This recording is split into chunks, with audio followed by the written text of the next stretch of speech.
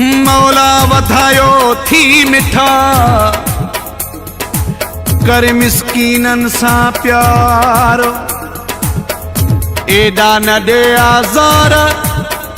गरीब हिन गबोल खे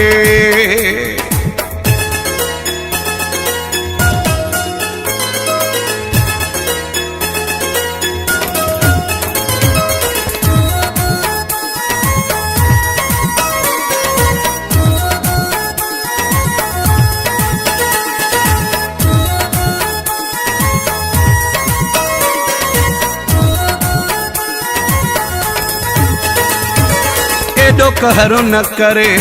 कमजोरन सा एडो कहरो न करे कमजोरन सा जेके साहु खणन था सूरन सा एडो कहरो न करे कमजोरन सा एडो कहरो न करे कमजोरन सा जेके साहु खणन था सूरन सा एडो कहरो न करे कमजोरन सा एडो कहरो न करे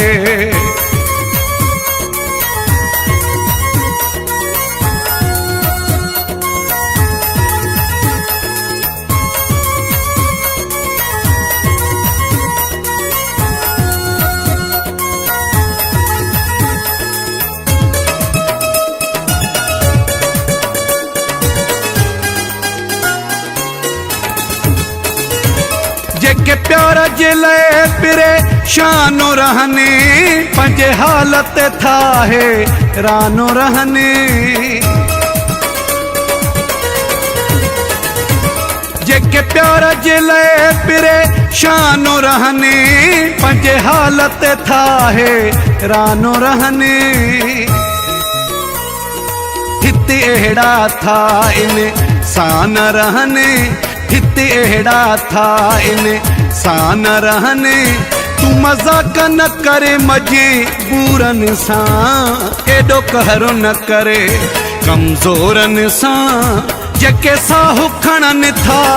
सूरन सा एडो कहरो न करे कमजोरन सा एडो कहरो न करे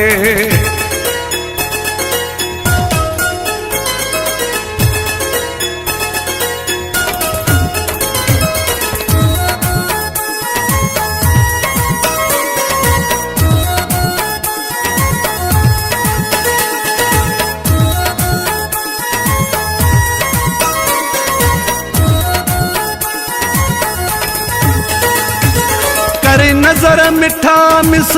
की न निते एडा हमला न कर तू हसीनन ते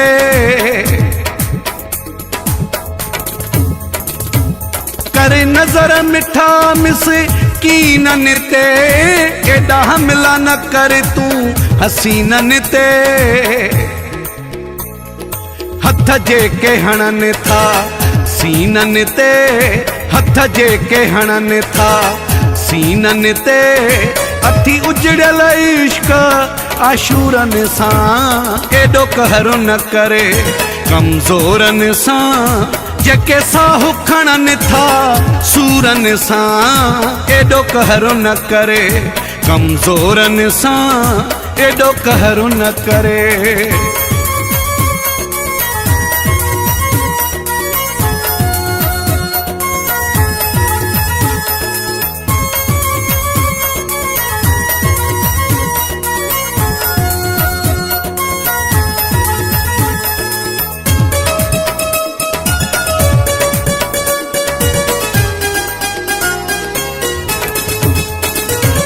अली शेर चवे थोरो सियाणो थी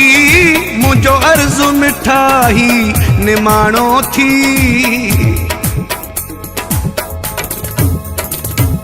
अली शेर चवे थोरो सियाणो थी मुझो अर्ज़ु मिठाई निमाणो थी ही गबोल गरीब उठाणो थी ही गबोल गरीब उठाणो थी कर रहम मिठा हिन मोरन सा एडो कहरो न करे कमजोरन सा एडो कहरो न करे कमज़ोरनि सां जेके साहु खणनि था सूरनि सां एॾो कहर न करे कमज़ोरनि सां एॾो कहर न करे कमज़ोरनि सां एॾो कहर न करे कमज़ोरनि सां एॾो कहर न करे।